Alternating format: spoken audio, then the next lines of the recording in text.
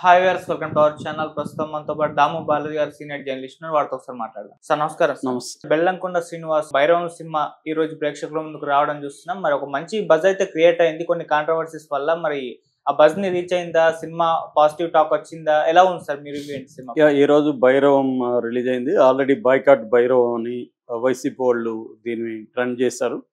నిజానికి వైసీపీ వాళ్ళు చేయకపోతే దీనికి ఎంత బజ్ వచ్చేది కాదు. వైసీపీ వాళ్ళ మంచి బజ్ వచ్చింది. తర్వాత మంచు మనోజ్ వల్ల కూడా కొంత బజ్ వచ్చింది. ఎందుకంటే మంచు మనోజ్ కాంట్రవర్షియల్ స్టేట్మెంట్స్ ఇవ్వడం, శివయ్య అని పిలవడం, వీటన్నిటి వల్ల కూడా వచ్చింది. తను కూడా ఒక 7 ఏళ్ళు గ్యాప్ తర్వాత మళ్ళీ సినిమాలో చేస్తున్నాడు. సో ఈ సినిమా ముందుగా కాస్టింగ్ చూసుకుంటే బెల్లంకొండ సాయి శ్రీనివాసు, తర్వాత నారా రోహిత్, మంచు మనోజ్ ప్రధానంగా చేశారు. దాని తర్వాత అదితి శంకర్, ఆనంది, దివ్య పిల్లై ఈ ముగ్గురికి హీరోయిన్లుగా చేశారు. దాని తర్వాత వెన్నెల కిషోరు, జయసుధ ఇలాంటి కాస్టింగ్ అయితే ఉంది. ఇక టెక్నీషియన్స్ విషయానికి వస్తే దీన్ని విజయ్ కనకమేడల డైరెక్ట్ చేశాడు, రాధామోహన్ ప్రొడ్యూస్ చేశాడు. తర్వాత హరి వేదాంతం డిఓపిగా చేశాడు, శ్రీచరణ్ పాకాల మ్యూజిక్ చేశాడు. ఇక కథగా చెప్పాలంటే ఇది తమిళ్ రీమేక్, గరుడన్ అనే ఒక సినిమా రీమేక్. ఇది దాన్ని వీళ్ళు తీసుకొని తమిళ్ రీమేక్లో కొంత చేంజెస్ చేశారు. మామూలుగా తమిళ్ సినిమాలు ఎలివేషన్స్, ఇట్లాంటి సినిమాలు ఎలివేషన్స్ తక్కువ ఉండి కథకి, స్క్రీన్ ప్లేకి, ఎమోషన్స్కి ఎక్కువ ఇంపార్టెన్స్ ఇస్తారు. నిజానికి గరుడన్ చాలా మంచి హిట్ అయింది. 10 కోట్లలో తీస్తే దాదాపు 50-60 కోట్లు కలెక్ట్ చేసింది. అందుకని వీళ్ళు తీసుకున్నారు. ఇది తెలుగుకి ఎలా మలిచారు, తెలుగులో ఏమైనా మార్పులు చేశారు, ఎలా ఉంది అనేది మనం ఇప్పుడు చెప్పుకుందాం. సో ప్రధానంగా ఏంటంటే ఇది రూరల్ బ్యాక్డ్రాప్లో నడిచే స్టోరీ. ఒక ఊర్లో ముగ్గురు ఫ్రెండ్స్ అనుకోవచ్చు, వాళ్ళని ఫ్రెండ్స్ ఉంటారు. నారా రోహిత్ వాళ్ళ నానమ్మ, వాళ్ళ అధీనంలో గుడి ఉంటుంది.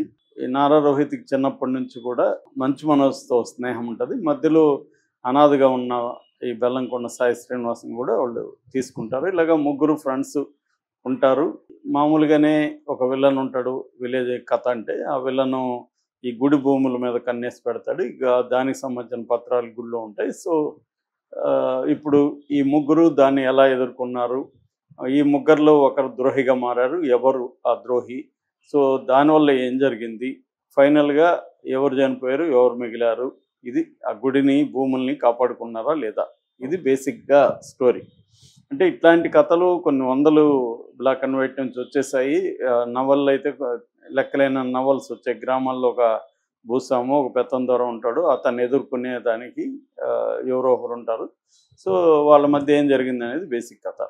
కానీ ఏంటంటే దీంట్లో బిగినింగ్ అంతా కూడా మనకి తెలుగులో ఏమైందంటే ఎలివేషన్స్ ఎక్కువ ఇచ్చారు. బిగినింగ్ అంతా కూడా వీళ్ళ ఇంట్రొడక్షన్స్, ఈ ముగ్గురు హీరోల ఇంట్రొడక్షన్స్, ఎలివేషన్స్ ఇవి ఇచ్చుకుంటా వెళ్ళారు. సో పరిచయాలు చేసుకుంటూ వెళ్ళారు. ఇంటర్వెల్ బ్లాక్ ముందు ఒక మంచి ఫైట్ యాక్షన్ సీక్వెన్స్ వస్తుంది. అక్కడ నుంచి ఈ కథ మోర్ థిక్ అవుతుంది, మోర్ కాన్ఫ్లిక్ట్ సీరియస్ అవుతుంది. సో అక్కడ నుంచి అనేక ఎమోషనల్ డ్రామాసు, ట్విస్ట్లు ఇవన్నీ పెట్టుకుంటా వెళ్ళారు. ఇది బేసిక్గా స్క్రీన్ ప్లే పరంగా తీసుకుంటే. అయితే ఫస్ట్ హాఫ్ సెకండ్ హాఫ్గా విడగొడితే, ఫస్ట్ హాఫ్లో మనకి ఎక్కువగా మామూలుగా ప్రతి జనరల్గా ఉండే ఫార్ములా ఏంటి, ఫస్ట్ హాఫ్లో క్యారెక్టర్ ఇంట్రడక్షను, కామెడీ, పాట, ఫైటు ఇలా నడిచిపోతుంటుంది. అసలు కథ ఇంటర్వెల్కి ముందు రివీల్ అయ్యి తర్వాత సెకండ్ హాఫ్లోనే అసలు కథ ఉండడం అనేది జనరల్గా ఇండియన్ సినిమాలకు ఉండే ఒక ఫార్మేట్. ఇది కూడా ఆల్మోస్ట్ అలాంటి ఫార్మేటే. సో సెకండ్ హాఫ్లోనే మనకి ప్రధానంగా కాన్ఫ్లిక్ట్ అంతా కూడా వస్తుంది. ఈ డైరెక్టరు మామూలుగా ఏంటంటే చాలాసార్లు రీమేక్లు చాలా కష్టం, ఎందుకంటే అక్కడ అనేక కారణాలు తిట్టయి ఉంటుంది.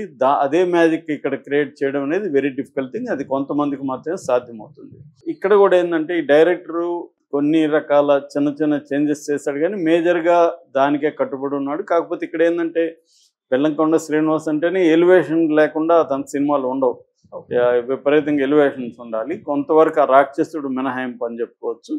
సో రెండోది ఏంటంటే అతనికి యాక్షన్ సినిమాలకి హిందీలో మంచి మార్కెట్ ఉంది. నార్త్ ఇండియాలో బెల్లంకొండ శ్రీనివాస్కి మంచి మార్కెట్. అప్పట్లోనే 7 నుంచి 10 కోట్ల వరకు అతని అక్కడ మార్కెట్ ఉండేది. సో అందుకని దీంట్లో కూడా మనం చూస్తే విపరీతమైన యాక్షన్ సీక్వెన్సెస్ కనిపిస్తాయి.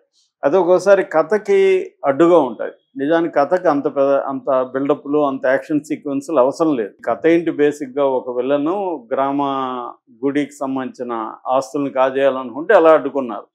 దీనికి ఓన్ బిల్డప్లు ఎందుకు, అంత బిల్డప్లు అవసరం లేదు. దీన్ని కథగా జాగ్రత్తగా డీల్ చేస్తుంటే, మోర్ రియలిస్టిక్ చేస్తుంటే చాలా ఎఫెక్టివ్గా ఉండేది. అట్లా కాకుండా ఎక్కువ బిల్డప్లు అనేది బేసిక్గా డైరెక్టర్ మరి హీరోల కోసం చేశాడా అని తెలియదు, కానీ అది మేజర్ ప్రాబ్లంగా మనం చెప్పుకోవచ్చు. ఇక సెకండ్ హాఫ్లో ఎమోషనల్స్ కొన్ని సీన్స్ బాగా వర్కౌట్ అయినాయి. ముఖ్యంగా వీళ్ళ ముగ్గురు మధ్య డ్రామా చాలా బాగా వర్కౌట్ అయింది. ఆ ట్విస్ట్లు అవన్నీ కూడా వర్కౌట్ అయినాయి. కాకపోతే ఏంటంటే ఓవరాల్ కథ ప్రిడిక్టబుల్గా ఉంది. అంటే మనం చాలాసార్లు ఇవన్నీ చూసేసి ఉంటాం కాబట్టి ఆడియన్స్ కొంతవరకు ప్రెడిక్టబిలిటీని, తను సడన్ సర్ప్రైజ్ని డైరెక్టర్, స్క్రీన్ ప్లే రైటర్ ఇవ్వలేకపోయాడు అనేది మనకు కనబడుతుంది. ఇక దీంట్లో పర్ఫార్మెన్స్ వైజ్ చెప్పుకోవాలంటే ఖచ్చితంగా వీళ్ళిద్దరు నారా రోహిత్ అండ్ మంచు మనోజ్ పర్ఫార్మెన్స్ ఖచ్చితంగా చాలా బాగున్నాయి. ముఖ్యంగా మంచు మనోజు ఒక కొత్త అవతారంలో మనకు కనబడతాడు. ఇప్పటివరకు అతను హీరోగా చేసుకుంటూ వచ్చాడు. ఈసారి నెగటివ్ రోల్స్ ఆల్రెడీ వేరే సినిమాలో కూడా ఈ మధ్య నెగటివ్ రోల్ చేస్తున్నాడు విలన్గా. అది కూడా టీజర్ వచ్చింది. అలాగా ఇతను మనకి ఒక డిఫరెంట్ విలన్గా సెటిల్ అయ్యే అవకాశం కనిపిస్తుంది ఈ సినిమా హీరో కంటే కూడా.